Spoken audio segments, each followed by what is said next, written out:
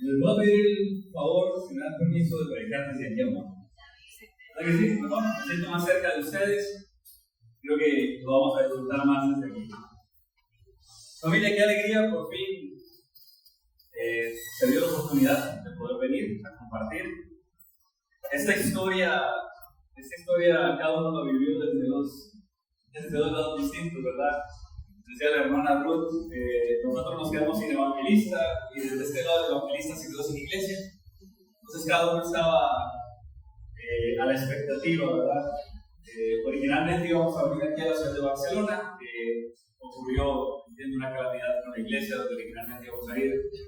Después nos asignaron a Salamanca, después a Zaragoza y después nuevamente a Barcelona. Así que creo yo que el Señor tiene algo preparado.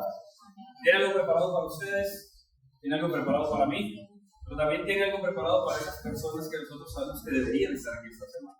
Así que vamos a orar por ellos para que el Señor nos ayude y nos dé no solamente el valor, nos dé la disposición de poder ir e invitar a esos amigos. Vamos a abrir una vez más, a orar una vez más para abrir la palabra de Dios en esta mañana. Señor, gracias porque podemos estar aquí reunidos. Gracias porque no es casualidad. Gracias porque tú tienes un plan para nosotros. Y queremos, Señor, que una vez más en esta mañana, al abrir tu palabra, tú nos des de tu Santo Espíritu para poder entenderla, para poder llevarla a la práctica, Señor, para poder ver todos los milagros que seguramente tú tienes preparados durante esta semana. Señor, queremos no solamente ser testigos de tu poder, queremos también ser protagonistas de lo que tú quieres hacer en nuestra vida. Y para eso hemos venido. Danos la mejor disposición, Señor, para abrir nuestro corazón y escuchar tu voz. En Cristo Jesús. Amén.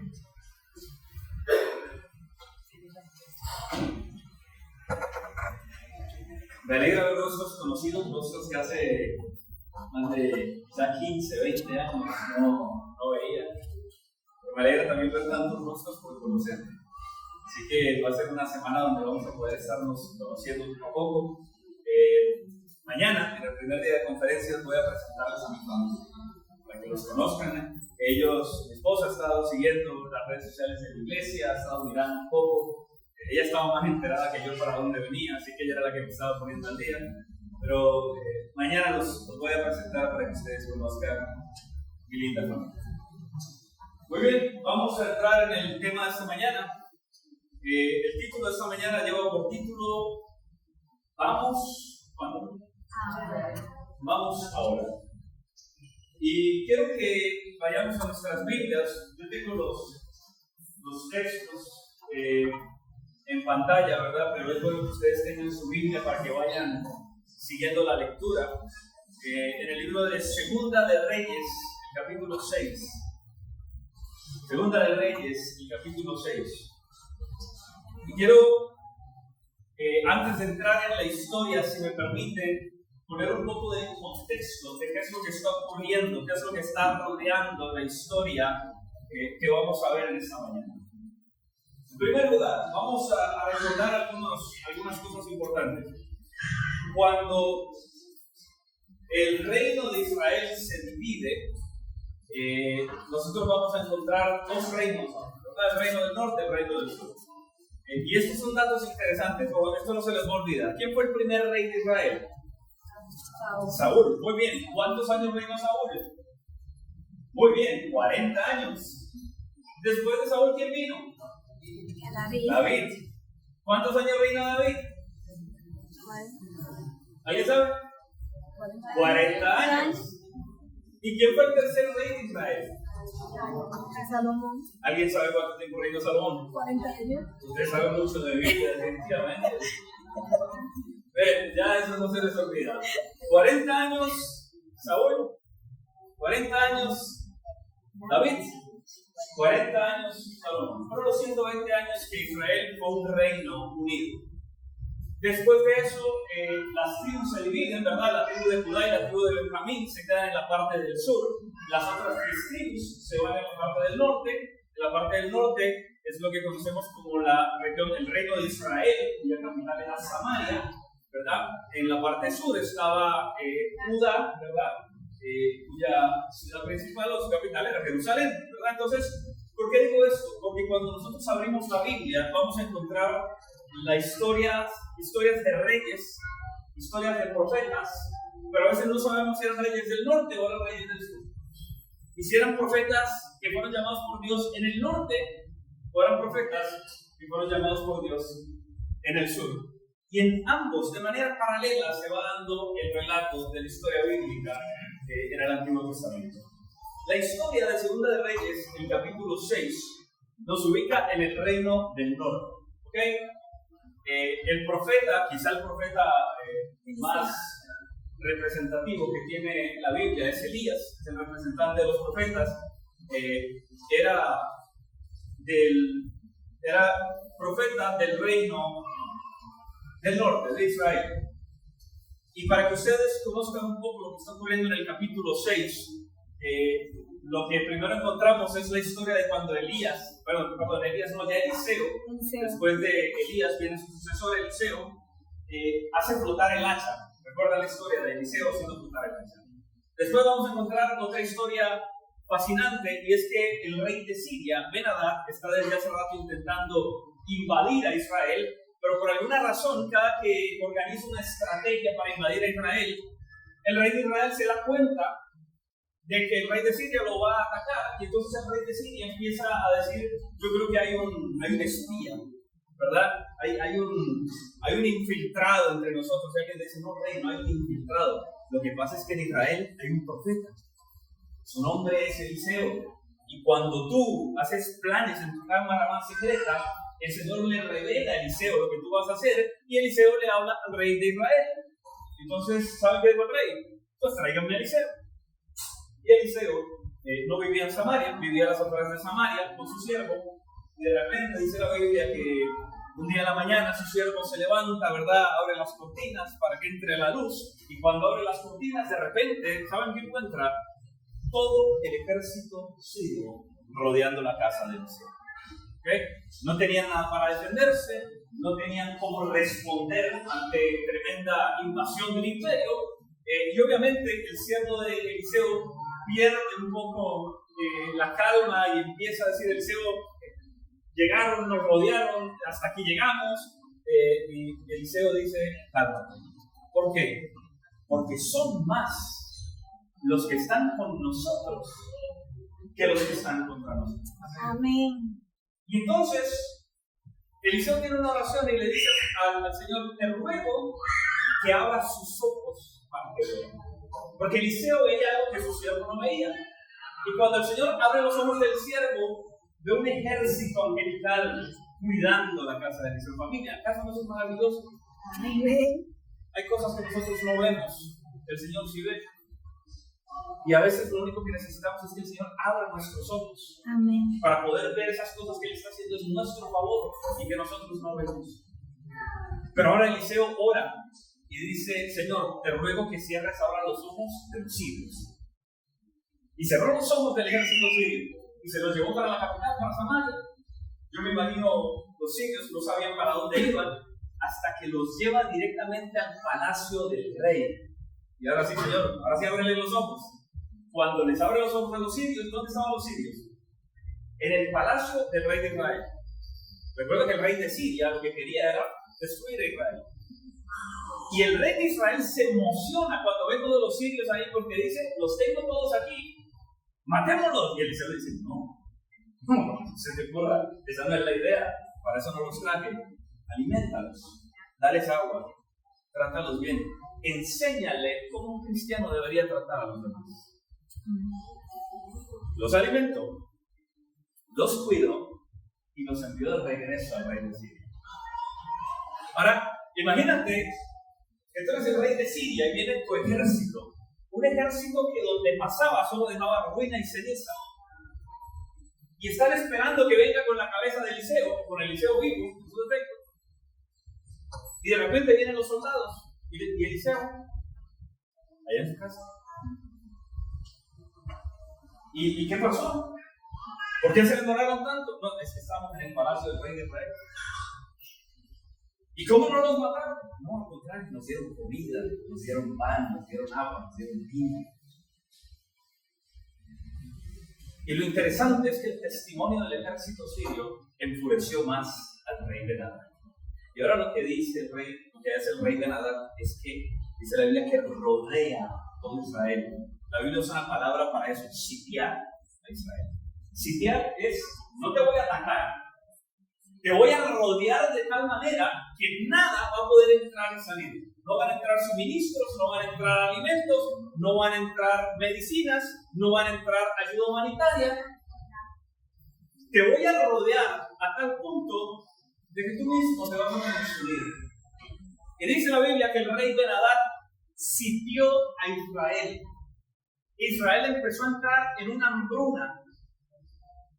Y ustedes van a encontrar detalles bien interesantes. Dice la Biblia que lo único que se encontraba para comer era la cabeza de un asna que valía 80 ciclos y el estiércol de paloma que valía 5 ciclos. Ahora, para que entiendan un poco, un ciclo de plata era 3 días, 3-4 días de salario. ¿Okay? En la época de los profetas. No sé más o menos cuánto está el día laboral en euros. Pero si alguien sabe, algún matemático, lo que puede hacer es, o alguien que tenga un celular con calculadora, puede tomar lo que vale un día de salario, lo que gana una persona en un día, multiplícalo por 3. Y eso es lo que va a equivaler a un ciclo. Yo estuve haciendo más o menos la tarea, no sé si son cifras acertadas o no, pero se cree que más o menos en poder adquisitivo un ciclo podía estar costando entre 250 a 300 euros. Ahora, la cabeza de un asna valía 80 ciclos. Vamos a multiplicar esos 300 euros por 80, y eso era la cabeza de un asna que también había muerto por enfermedad y desnutrición. Y si no tenías lo suficiente, pues reúnes 5 ciclos y lo único que hay disponible es estiércol de paloma. Es más, la situación en la que se encuentra Israel es tan difícil que dice la Biblia que el rey de Israel va de repente cerca a las murallas y encuentra a 2 mujeres discutiendo. Y le pregunta a las mujeres, ¿por qué están peleando? Ahora, ¿qué pasó? Mira, ella y yo hicimos un trato. Dijimos que primero nos íbamos a comer a mi hijo, lo íbamos a cocer y nos lo íbamos a comer, y que después nos íbamos a comer al hijo de ella. Pero ayer cocimos a mi hijo y no lo comimos, y ahora ella escondió a su hijo y no lo quiere entregar para que no lo comamos. Familia, esa es la situación en la que se encuentra Israel. Y dice la Biblia que el rey le dolió tanto la situación, rasgó sus vestiduras y dijo, todo esto tiene un culpable y se llama Eliseo. Ahora no solamente el rey de Siria quería la cabeza de Eliseo, ahora el rey de Israel también quería la cabeza de Eliseo. Ese es el contexto de lo que está viviendo Israel. No pueden entrar y salir de Samaria, están rodeados. ¿Creen ustedes que la historia puede ponerse peor? ¿O ya está muy mal? Bueno, hay una historia dentro de la historia todavía mucho más difícil. Es la historia que yo quiero que nosotros analicemos en esta mañana. Mira lo que dice el texto. Había en la entrada de la puerta 4 hombres, ¿qué cosa? Leprosos. Los cuales dijeron al uno al otro, ¿para qué nos estamos aquí hasta que muramos? Si tratáramos de entrar en la ciudad, por el hambre que hay en la ciudad, ¿qué va a pasar? Moriremos en ella. Y si nos quedamos aquí, también moriremos. Vamos pues ahora, pasemos al campamento de los sirios. Si ellos nos dieren la vida, viviremos, y si nos dieren la muerte.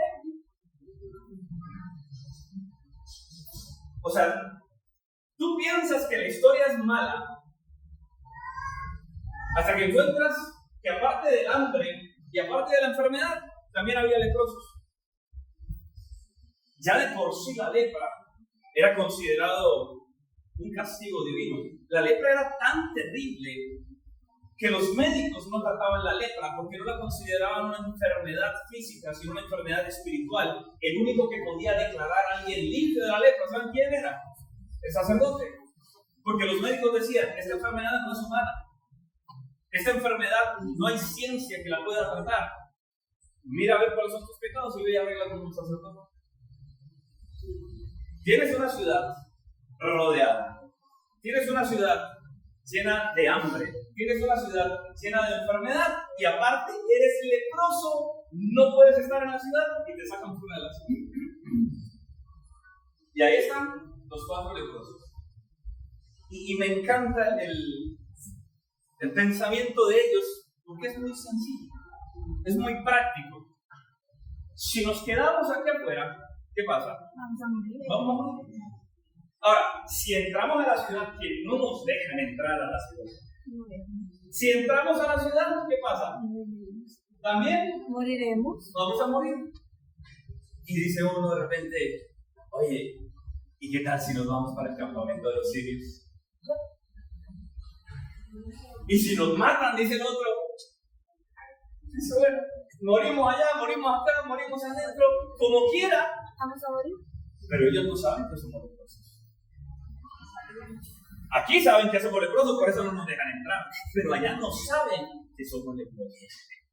¿Quién quita que nos dejen llegar?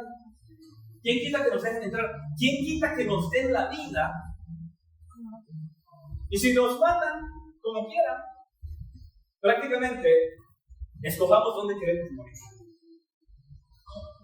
Pero quizá donde tengamos un poco más de chance de poder sobrevivir es con los sirios y no aquí en Israel.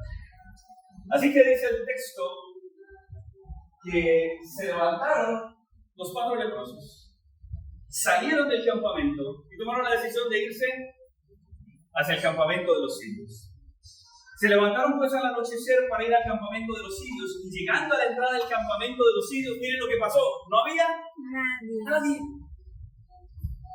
Porque Jehová había hecho que en el campamento de los sirios se oyesen estruendos de carros, ruidos de caballos, estrépitos de gran ejército, y se dijeron unos a otros: he aquí el rey de Israel ha tomado sueldo contra nosotros a los reyes de los heteos y a los reyes de los egipcios para que vengan contra nosotros. Y así se levantaron y huyeron al anochecer, abandonando sus tiendas, sus caballos, sus asnos y el campamento como estaba, y habían huido para salvarse.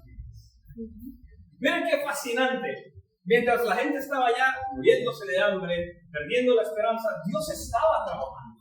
Familia, muchas veces el silencio de Dios no significa ausencia de que Dios esté haciendo algo.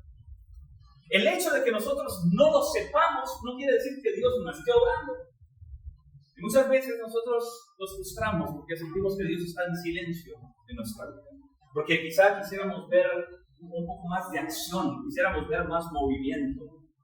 Yo comparo el silencio de Dios con el silencio de mis hijos. Tengo 2 niños, Isabelita tiene 9 años, este año va a cumplir 10. Mi niño menor, Christopher, tiene 7 años, nos acaba de cumplir. Y ustedes saben que esas edades son edades donde uno se cuestiona su paternidad y muchas cosas, y dice definitivamente, no sé ni dónde estoy, no sé ni para dónde voy, porque le aceleran a uno las canas, y bueno, ustedes saben cómo son los niños. Vivimos en una casa que tiene 2 niveles. A veces con mi esposa nosotros estamos en el primer piso y ellos están en el segundo, viceversa. Pero lo interesante es que uno como padre, desde que escuche ruido, desde que haya gritos, desde que haya peleas, desde que haya sonidos, uno está como tranquilo. Pero ¿qué pasa cuando se deja de escuchar el ruido? ¿Qué pasa cuando viene el silencio? ¿Cuál es la conclusión? Algo ¿Qué estoy haciendo? Cuando Dios está en silencio en tu vida, Algo está haciendo. no quiere decir que no esté haciendo nada. Amén. Algo está haciendo. Amén. Amén. Algo, quizás no lo veas en este momento, pero Él te lo va a mostrar. Dice la Biblia que llegan los 4 leprosos al campamento de los sirios y de repente cuando se van acercando al perímetro se dan cuenta que no hay una guardia, no hay un centinela, y van llegando más a la puerta del campamento de los sirios y no encuentran a nadie. Y cuando entran, el campamento está totalmente ¿qué? Mira lo que sigue diciendo el texto. Cuando los leprosos llegaron a la entrada del campamento, entraron en una tienda y ¿qué hicieron? Comieron y bebieron y tomaron de allí plata, oro, vestidos y fueron y los escondieron, y vueltos entraron en otra tienda y de allí también tomaron y fueron y los escondieron. ¿Tú te imaginas a estos 4 leprosos? Ricos. Familia, vamos a hacer un ejercicio. Haz de cuenta que tú te levantas en la mañana y sales a la calle y no hay nadie. La ciudad está vacía. Pero está abierto el mercado de Park Park. Están abiertos los centros comerciales de Park Park, todas las tiendas. Que ahora Sara a uno le parece caro, pero ya le parece a uno barato, porque hay otras opciones todavía mejores, entonces uno se va para las otras tiendas. Y puedes entrar cosas, no hay nadie en la ciudad. Y dice la Biblia que llegan estos 4 leprosos que ¿dónde estaban? Estaban a las afueras de la ciudad muriéndose, y ahora llegan y ¿cómo encuentran el campamento de los sirios? Vacío. No solamente vacío, está surtido. Hay comida preparada. Casa donde entren hay comida hecha, hay oro, hay plata, hay vestidos. Yo me imagino a ellos poniéndose esos trajes de marca que quizá jamás se imaginaron tener y midiéndose ropa, ¿verdad? Y están viviendo en su momento. Ellos están pasando la vida que jamás se imaginaron que iban a tener. Están felices. Se estaban muriendo de hambre. Ahora se les está saliendo el ombligo. No saben qué más comer. Ya llega el punto, ustedes saben que uno come hasta que ya no haya nada en el plato. Ahorita llega el punto de empezar a probar. ¿Y a qué sabe esto? Prueban un poquito. ¿Y a qué sabe lo otro? Prueban otro poquito. Ya no les hace falta comer. Ya están llenos. Ya de ahí para allá es simplemente gusto, buena vida.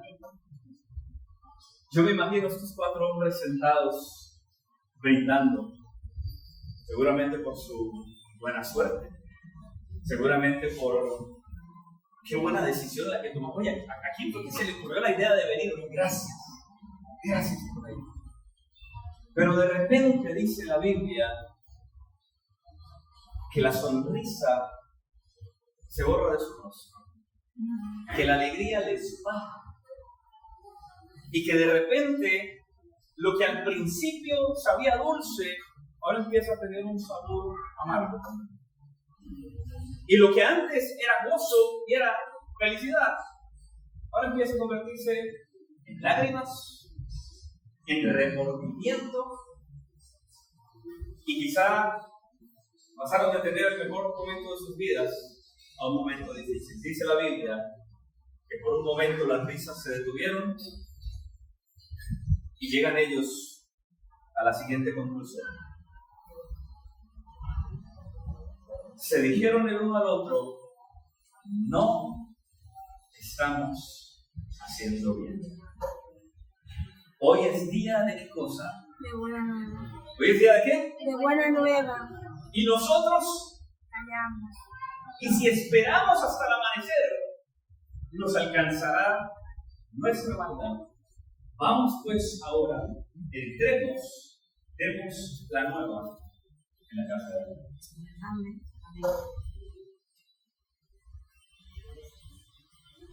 La alegría se fue, la euforia se fue. Y de repente llega el momento de reflexión, de recapacitar. ¿Qué es lo que estoy haciendo?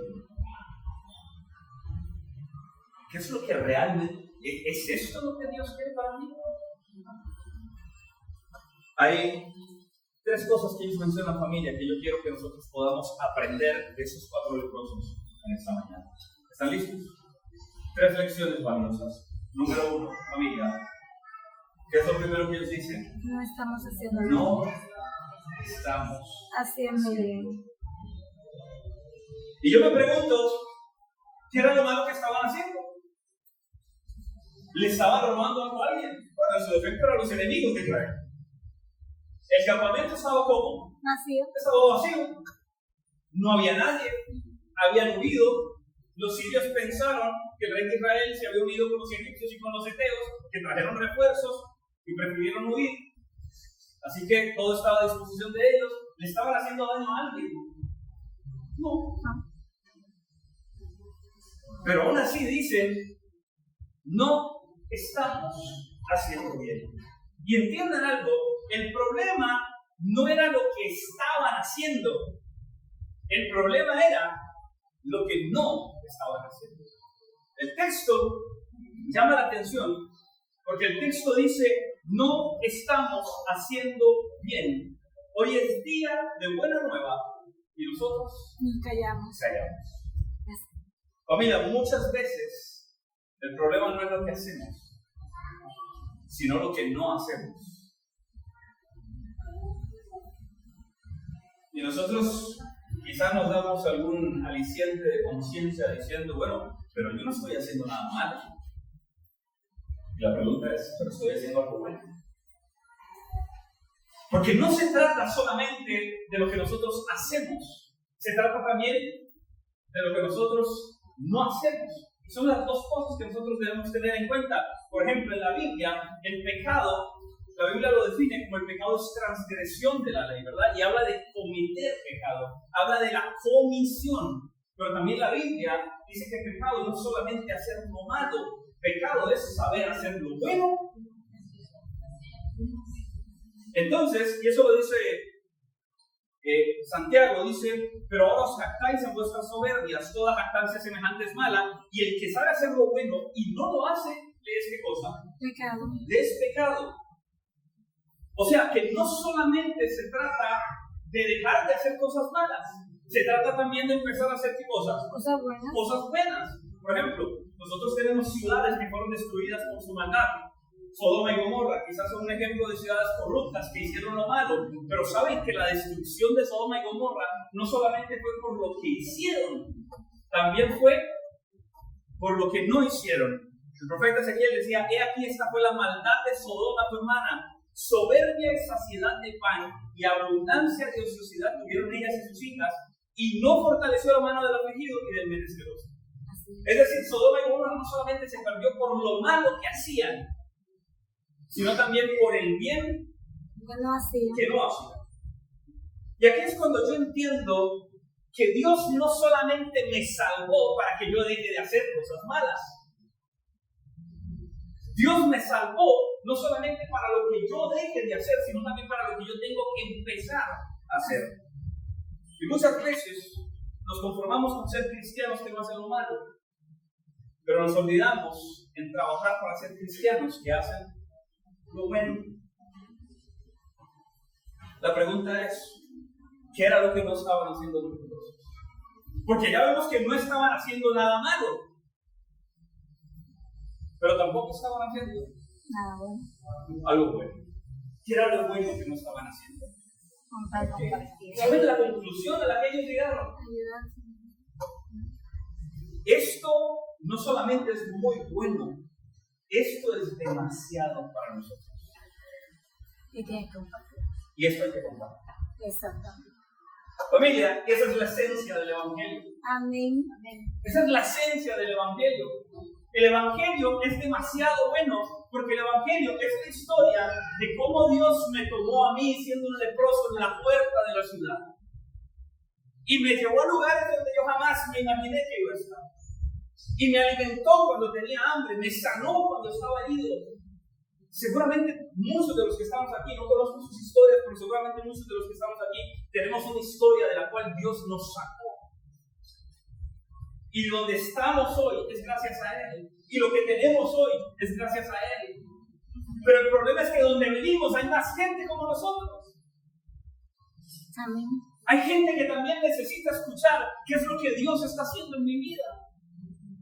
Pero quizás si me conformo solamente con venir y no hacer lo malo, eso es solo la mitad.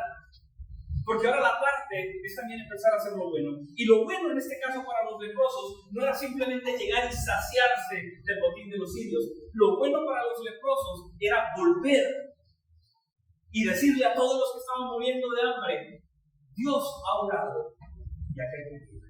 Amén. Dios ha orado y aquí hay medicina. Dios ha abierto caminos para que nosotros podamos tener vida. Amén. Familia,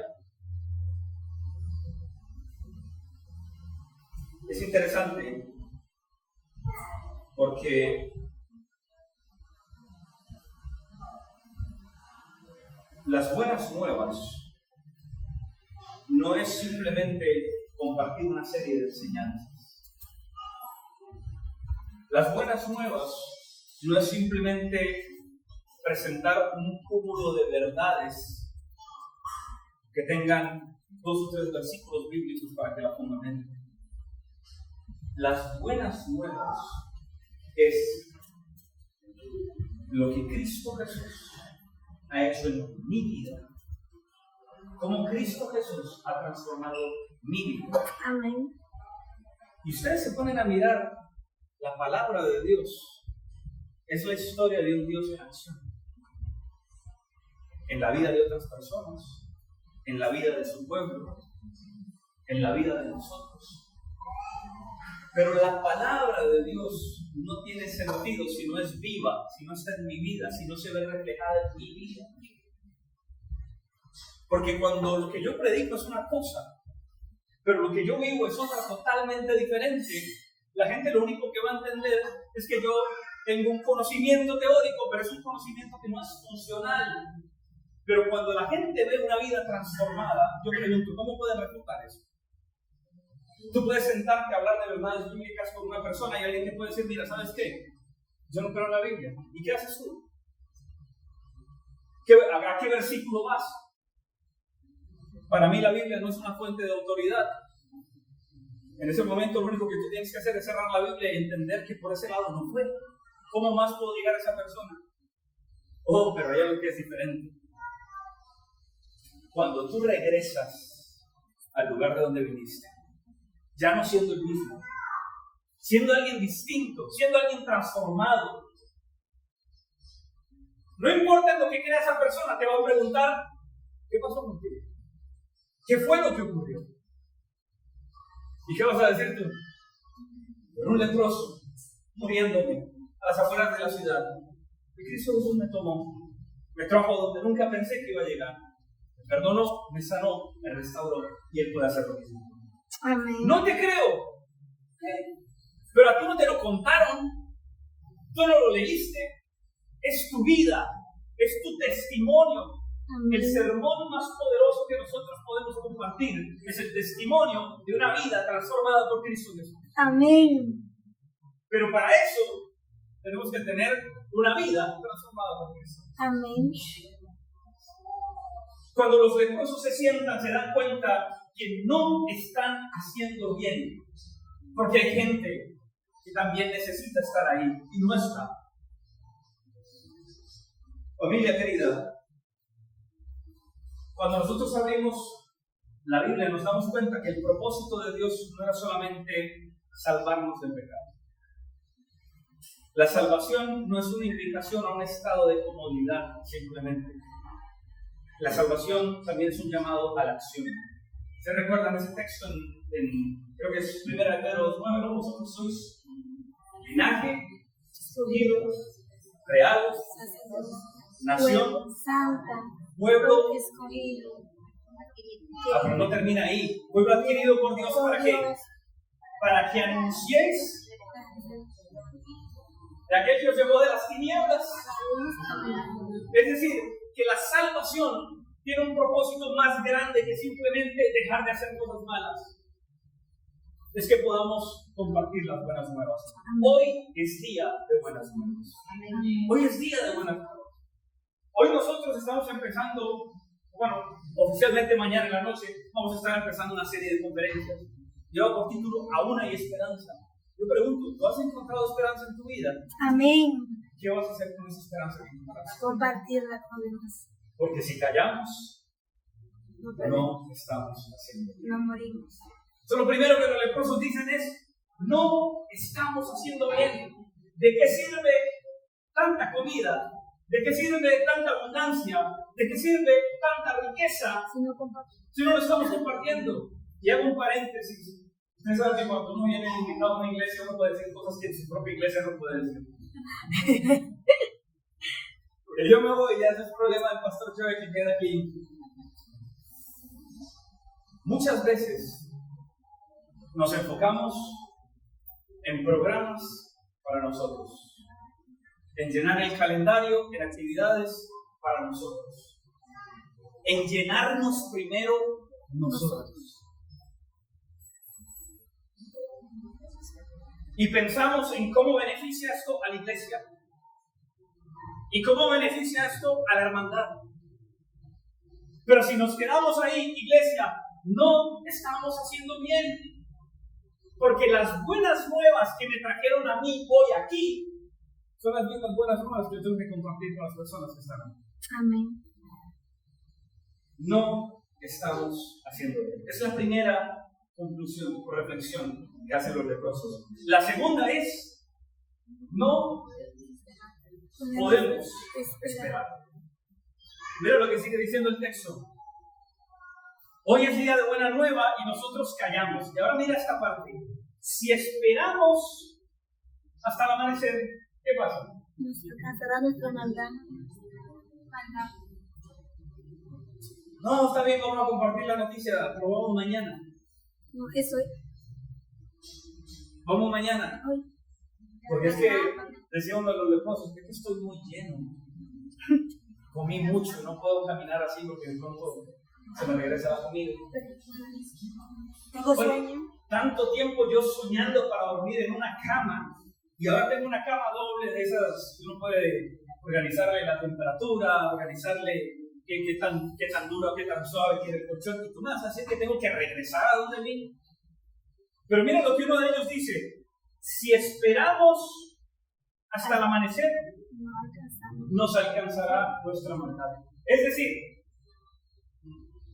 todos los que mueran de hambre, desde ahora hasta que decidamos ir, va a ser ahora responsabilidad nuestra. Familia, aquí nos habla de la urgencia de compartir el Evangelio. Amén.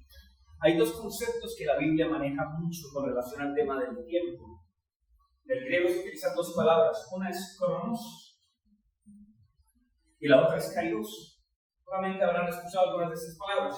Pero cronos es la que se usa para medir el tiempo en el cual nosotros nos movemos, ¿verdad? De ahí vienen derivadas muchas palabras que nosotros usamos, ¿verdad? Segundos, minutos, horas, días, meses, años. Ese es el cronos. Ese es el tiempo, la línea de tiempo en el cual nosotros nos movemos. Pero hay otro concepto que es el kairos, que es, algunos le llamaremos el tiempo de Dios, pero son los momentos que Dios tiene apartados en la historia para algo especial. Por ejemplo, para la encarnación, cuando vino el cumplimiento del tiempo, Dios envió a su Hijo, ¿verdad? Jesús, cuando por allá en las bodas de Caná, cuando su madre viene y le dice, hijo, se acabó el vino, ¿qué le dice el mujer? No ha llegado mi hora, o todavía no es el tiempo. Y muchas veces vamos a encontrar en el ministerio de Jesús diciendo, todavía no es el tiempo, no ha llegado el tiempo, pero ya de repente cambia el discurso y dice, ha llegado mi hora, la hora ha llegado, esta es la hora. Y no está hablando de un tiempo cronológico, está hablando de un tiempo que es el momento que Dios tiene preparado para. Familia, el problema es que muchas veces nosotros queremos compartir las buenas nuevas en un tiempo cronológico, en el cronos. Hoy vamos a reunirnos de 2 a 4 en la puerta de la iglesia porque vamos a ir a compartir el Evangelio, vamos a pararnos aquí en la esquina y vamos a ir a compartir el Evangelio. Y vamos y no pasó nadie, porque nosotros fuimos en el cronos. Pero de repente, el lunes, yo regreso al trabajo y veo que hay un compañero de trabajo que está cabizbajo. Y le pregunto, ¿estás bien? No, estoy teniendo problemas en mi hogar, estamos a punto de divorciarnos. ¿Y has buscado ayuda? No, realmente sentimos que ya hemos intentado todo, que no hay esperanza, sentimos que ya estuvo bueno, estamos pensando tomar caminos separados. O encuentras a esa compañera que te dice, no sé qué hacer conmigo, lo he intentado todo, le di buen ejemplo, le di más de lo que le pude dar, y aún así no está por el buen camino. Y esos momentos, esas conversaciones, no son casualidad, son entre Dios. Son la persona que Dios puso en tu camino, en el momento adecuado, para que tú pudieras decirle, mira, yo no soy terapeuta familiar, quizás yo no soy psicólogo, no sé de este tema, pero sé de un Dios que puede sanar. Amén. Sé de un Dios que puede tocar el corazón de tu hijo. Sé de un Dios que puede restaurar las heridas. Y ahí tú aprovechaste el tiempo que Dios. El problema es que si sigues derecho, el problema es que si no te detienes a aprovechar la oportunidad que Dios puso, decían los leprosos, no se alcanzará nuestra batalla. Mira, en el pensamiento de los leprosos es, si nosotros no vamos, la gente, ¿qué va a pasar con ellos? Se va a morir. Va a morir, familia, cuando entendamos que la salvación es un asunto de vida o muerte. Cuando entendamos que compartir el Evangelio es un asunto de vida o muerte, vamos a empezar a repensar realmente la manera como estamos aprovechando las oportunidades. Y a veces vamos tan de afán que no tenemos tiempo. Porque el kairos de Dios, los momentos de Dios, no entran en el cronos mío porque está muy apretado. Y a veces queremos trabajar para Dios, pero solamente el sábado, porque el resto de la semana lo tengo ocupado. Y el sábado no es fácil darle tiempo a Dios, ¿verdad? Pero que Dios no me pida tiempo durante la semana. ¿Y qué sabes tú si entre semana Dios va a poner a alguien en tu camino? ¿Y quién sabes tú si la persona que Dios está poniendo está más cerca de lo que tú te imaginabas? En tu casa, en tu trabajo, o quizás es una persona que tú encuentras de casualidad, que no sabes quién es esa persona no sabe quién eres tú, pero quizás tú seas el único Jesús que esa persona va a conocer. Por eso el concepto de los leprosos es, no podemos esperar. No podemos esperar. No nos podemos quedar aquí esperando a que en el calendario de la iglesia salga una actividad para que me inviten a mí a compartir las buenas nuevas. Porque el Señor está poniendo personas cada día en mi camino que quizás yo no estoy viendo porque no están en mi agenda, pero están en la agenda del Señor. Ponte a pensar un poco cómo fue la manera como tú conociste el Evangelio. Seguramente muchos de los que estamos aquí nos vamos a dar cuenta que estamos aquí gracias a alguien que se detuvo en el camino, a alguien que nos quiso dedicar tiempo, a alguien que pudo haber seguido derecho en su camino, pero por alguna razón vio en nosotros una oportunidad de compartir, y aquí estamos. Compartir el Evangelio implica dejarse interrumpir por Dios. Compartir el Evangelio implica bajar un poco la revolución de nuestra vida, especialmente cuando vivimos en ciudades grandes, especialmente cuando conocemos la dinámica de la inmigración, donde las personas que salimos de nuestros países para otros países lo hacemos con el deseo de buscar un futuro mejor, de poder conseguir trabajo, y a veces no es un solo trabajo, a veces son 2 trabajos y hasta 3 trabajos que las personas tienen, y la gente está tan saturada de tiempo que no tiene tiempo para Dios, ni para escuchar de Dios, ni para compartir de Dios. Y dentro de ese cronos apretado, Dios tiene un momento seguro. ¿Cuándo es? No lo sé. ¿Con quién es? Tampoco lo sé. Pero lo que sí sé es que cuando llegue, tienes que aprovechar ese tiempo. Amén. Porque es alguien que Dios está poniendo en tu camino. Pastor, pero es que yo no sé dar un estudio bíblico. Yo no sé usar el material para enseñar la Biblia. No tienes ni siquiera que tener una Biblia en la mano para tener ese primer contacto. Lo único que tienes que hacer es compartir qué es lo que Cristo Jesús ha hecho. Amén. Y eso tú no lo tienes que leer en ningún lugar, porque eso tú lo estás viviendo. Amén. Compartir qué es lo que Dios ha hecho en tu familia, qué es lo que Dios ha hecho en tu salud, qué es lo que Dios ha hecho en tus finanzas. Estoy seguro que todos los que estamos aquí tenemos una historia de qué es lo que Dios ha hecho en nosotros. Amén. Empieza por ahí. Si esperamos hasta el amanecer, que dicen ellos, nos alcanzará. La maldad. ¿Cuál fue la primera conclusión de ellos? No Estamos haciendo. no estamos haciendo bien. ¿Por qué? Porque hoy es día de qué? De buenas nuevas. ¿Y cómo estamos nosotros? Callados. Estamos callados. Lo segundo que concluyen ellos es: Y se merece. no podemos esperar. Acá como Porque si esperamos, vamos a ser responsables de toda esa gente que no le dijimos hay que aquí comida. había comido. Así es. Cuenta la historia que Agustín de Hipona se perdió en el bosque y de repente, buscando la salida, encontró una cabaña que se veía en medio de los árboles. Tenía las luces encendidas y cuando se acercó, encontró que había un letrero que decía: se vende pan fresco. Él se emocionó porque dice, bueno, tengo un lugar para pasar la noche y aparte de eso, hay pan fresco. Así que se acerca, toca la puerta de esa cabaña. El señor, el dueño de la cabaña, sale y le dice: mira, estoy perdido, voy para tal lugar, quisiera que me permitieras pasar la noche aquí. Claro que sí, no hay ningún problema. Y dice: mira, y si no es mucha molestia, veo que tienes un letrero que dice: se vende pan fresco. Si es posible compartir un poco de ese pan conmigo, te lo agradecería. Le dice: mira, con lo primero te puedo ayudar, puedes pasar la noche aquí. Lo segundo, no te puedo ayudar, yo no vendo pan fresco, yo pinto letreros. Y saben que me llamó mucho la atención la primera vez que leí esta anécdota de Agustín de Hipona, porque muchas veces en nuestras iglesias ponemos el letrero que se vende pan fresco.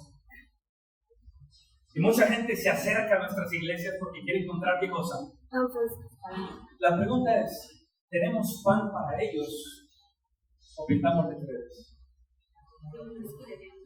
Qué maravilloso que las personas puedan ver en nosotros que hay pan fresco, que hay pan de vida, que hay pan que el que come de él no va a tener hambre jamás. Ese pan es Cristo Jesús. Amén.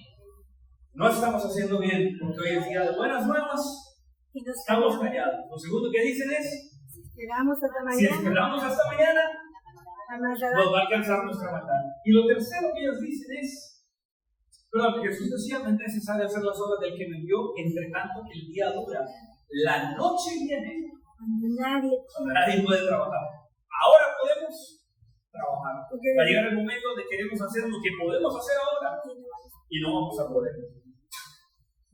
La tercera conclusión que ellos llegan es: Vamos ahora. vamos. Ahora. ¿Cuándo? Ahora. Vamos ahora. Mira lo que dice el texto. Vamos pues ahora, entremos y demos la nueva en casa de quién. Al rey. Ellos no querían entrar a las ciudades. ¿A dónde querían entrar ellos? A la casa del rey. A la casa de Dios.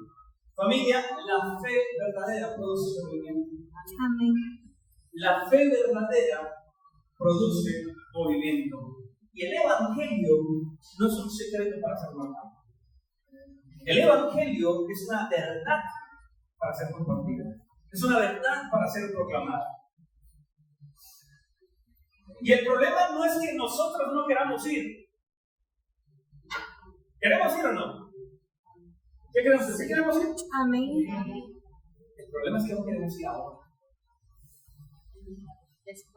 Después de comer. El problema es que decimos: pastor, cuente conmigo, pero esta semana voy a estar ocupado. Pastor, claro que sí, yo le voy a ayudar en eso, pero primero tengo que terminar esto. ¿Queremos trabajar para Dios? Claro que sí, yo no tengo duda de eso. Queremos servir a Dios, queremos hacer algo en favor de Dios, en favor de la iglesia, en favor de los demás. Pero no ahora. Quizá más adelante. Y saben que eso tiene que ver mucho con las personas que tienen el deseo de entregar su vida a Cristo Jesús. Yo lo quiero hacer, pastor, pero no ahora. Más adelante, cuando esté listo, y déjame decirte algo, nunca vas a estar listo. Son decisiones que se toman ahora. Se toman ahora. ¿Qué se requiere para estar listo y ir a compartir a Jesús? Muy bien. ¿Qué más?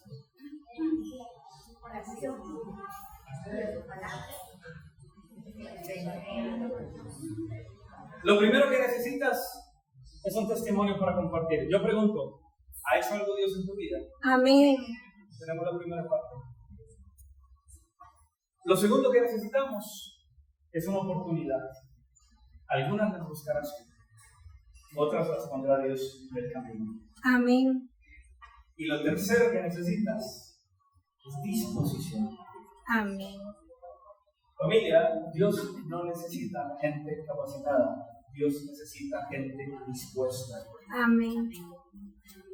Hay una frase que se ha repetido mucho, ¿no? Dios no llama a los capacitados, Dios capacita A los llamados. incapacitados. Y en la iglesia vamos a encontrar personas que saben, pero no quieren. Como vamos a encontrar personas que quieren, Y no sabe pero no saben. ¿Con quién es más fácil trabajar? ¿Con el que tiene conocimiento pero mala disposición? ¿O con el que tiene una buena disposición, aunque no conozca mucho, pero está dispuesto a aprender? Una buena decisión. Dios no necesita tu capacidad, para eso tiene el Espíritu Santo, Amén. para hablar a través de ti. Dios Amén. necesita tu disposición. Señor, yo no sé de esto, yo no sé cómo hacer, no sé cómo empezar, pero aquí estoy para que tú me uses. Amén. Y te vas a dar cuenta que cosas que tú no imaginabas, Dios va a hacer en tu vida y a través de tu vida. Amén. Pero lo único que tienes que decir es, Señor, estoy dispuesto. Señor, yo no conozco, Señor, ni siquiera pude graduarme de la escuela, no tengo los estudios básicos, hay muchas cosas que yo no sé, pero si en algo te soy útil, aquí estoy, Señor. Amén. A lo necio del mundo dice la Biblia que escogió Dios para humillar a los sabios. Vamos ahora. Ir ahora implica salir de nuestra zona de confort. Ir ahora implica hacer cosas que quizá no habíamos pensado que podíamos hacer. Pero cuando tú entiendes la urgencia del Evangelio, te das cuenta que el momento para ir no es más adelante, es ahora. Y dice la Biblia que ellos fueron y entraron a la casa del rey. Cuando terminas de leer la historia, ahí en el capítulo 6, ellos fueron y entraron a la casa del rey. Amén. Ellos no podían entrar a la ciudad, familia. Ellos ni siquiera podían cruzar la puerta de la ciudad. ¿Y dónde terminaron? De la casa del rey. Compartir el Evangelio muchas veces implica el riesgo de ser rechazados. Y a veces a nosotros nos da miedo el rechazo, nos da miedo que de pronto lleguemos a un lugar y que alguien no esté dispuesto, no esté abierto a escucharnos o a recibir lo que tengamos para compartir, y nos da miedo a no ser recibidos, especialmente cuando implica volver al lugar de donde venimos. ¿Saben cuál es el lugar más difícil para evangelizar? Tu casa. Hablarle de Dios al que no me conoce es muy fácil. Hablarle de Dios al que no tiene idea de quién soy yo, va a decir, pero qué persona tan consagrada y tan conocedora de la Biblia. Pero ella háblale de Dios al que te conoce. De paso, una de las problemáticas que tenemos en los Estados Unidos con la segunda generación, con los jóvenes, que no quieren ir a la iglesia, no es porque no quieran conocer de Dios. Muchas veces es el testimonio de los mismos padres. Así es. Porque el padre que ven en la iglesia no es el mismo padre que está en la casa. Porque el esposo que está en la iglesia no es el mismo esposo que está en la casa. Así es. Y cuando hay esa discrepancia en lo que yo quiero presentar en un lugar y en el otro, ellos dicen, esto no es genuino. Y nuestros jóvenes, aunque estén equivocados, quieren algo genuino. Aunque sea el error, pero quieren que sea real, quieren que sea genuino. Y cuando a nosotros nos invitan a volver de donde venimos, Nos da miedo ser rechazados. Los leprosos decían, la última vez que nos vieron, estábamos en la puerta de la ciudad. Todos estaban adentro de la ciudad guardándose los cirios. La última vez que nos vieron, estábamos ¿dónde? Ahí en la puerta de la ciudad. Todo el mundo sabía que afuera estaban los sirios y los 4 leprosos. Familia, el evangelio no se trata de que miren al mensajero. El evangelio no se trata del mensajero, se trata del mensaje. Y muchas veces vamos a compartir el evangelio por miedo a que la gente nos mire a nosotros, porque saben quiénes somos nosotros. Pero el evangelio me tiene que llevar a que la gente no me vea a mí, sino que la gente vea a Cristo Jesús a través de él. El evangelio no es acerca del mensajero. El evangelio es acerca del mensaje. Y el mensaje es Cristo Jesús. Y cuando llegan los leprosos, se dan cuenta que el mensaje que traen es más importante que el mensajero. Y como iglesia nosotros tenemos que entender que el mensaje que nosotros tenemos es más importante que nosotros. Que el mensaje de salvación, que las buenas nuevas que el Señor nos llamó a compartir es más importante que nuestra agenda, que nuestras excusas, que nuestras limitaciones. Y cuando la gente entiende que tenemos un mensaje poderoso para compartir, el Señor va a abrir puertas que tú jamás te imaginaste para que le hables a personas las cuales imaginaste y compartas las buenas nuevas que nunca pensaste llevar hasta ese lugar. Y ahora estos leprosos que no podían entrar a la ciudad están compartiendo las buenas nuevas. ¿En dónde? En la casa del pueblo. Cuando levantas a Cristo Jesús, cuando llevas las buenas nuevas, cuando dices que Él ha hecho en tu vida, ten la seguridad de que Él va a estar contigo, abriendo puertas donde quieres llevar. Amén. Y eso es lo bonito de compartir el evangelio. Y es maravilloso porque esos 4 leprosos trajeron sanidad, trajeron comida, medicina, todo lo que había en el campamento de los sirios, solo compartiendo las buenas nuevas. Amén. 3 cosas. 3 cosas concluyeron ellos. Y si nosotros como iglesia lo entendemos hoy, vamos a entender la urgencia que tenemos hoy de salir a buscar a alguien, a ese amigo, a ese familiar que nosotros sabemos que debe escuchar las buenas nuevas esta semana. Amén. Y para eso es lo que el Señor nos ha llamado. Quiero terminar con este texto. El apóstol Pablo decía: ¿y cómo irán sin haber quien les predique? Cuán hermosos son los pies de los que anuncian la paz, de los que anuncian las buenas nuevas. Amén. Esos deben ser nuestros pies. Es que se van a mover hoy. Familia querida, quiero que ustedes se lleven estas 3 lecciones. En primer lugar, hoy es día de qué cosa? De buenas nuevas. Hoy es día de buenas nuevas. Amén. Y no podemos callar. En segundo lugar, no esperemos Hasta mañana. hasta mañana. No esperemos a que venga un mañana. Vamos a orar. Vamos a Compartamos el evangelio. Yo quiero invitar a Camila. Camila va a tener una especial. Y yo quiero que tengamos una oración en esta mañana, pero quiero hacer una invitación especial. Quiero invitar a un leproso. A un leproso así como yo, a una leprosa. Quiero invitar a alguien que el Señor lo encontró en algún momento de su vida. En algún momento cuando ustedes más lo necesitaban, cuando yo más lo necesitaba. Y que ese alguien Dios lo guió y lo tiene hoy donde está. Amén. Y que ese alguien hoy quiere decir: Señor, me he dado cuenta que es más lo que he callado que lo que he hablado. Me doy cuenta que no No quiero esperar más, porque sé que hay gente que necesita escuchar de ti. Amén. Y quiero ir ahora. No sé cómo, no sé dónde,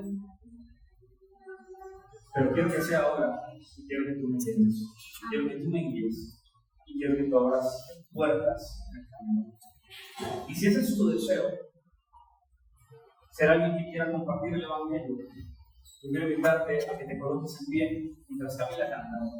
Y si quieres venir aquí enfrente para que veamos juntos, ven aquí enfrente y digámosle hoy, Señor, dame la fuerza, dame la disposición, dame la determinación para ir ahora, para compartir las buenas nuevas y para que esta semana veamos muchas personas encontrando pan fresco en Cristo Jesús. Amén.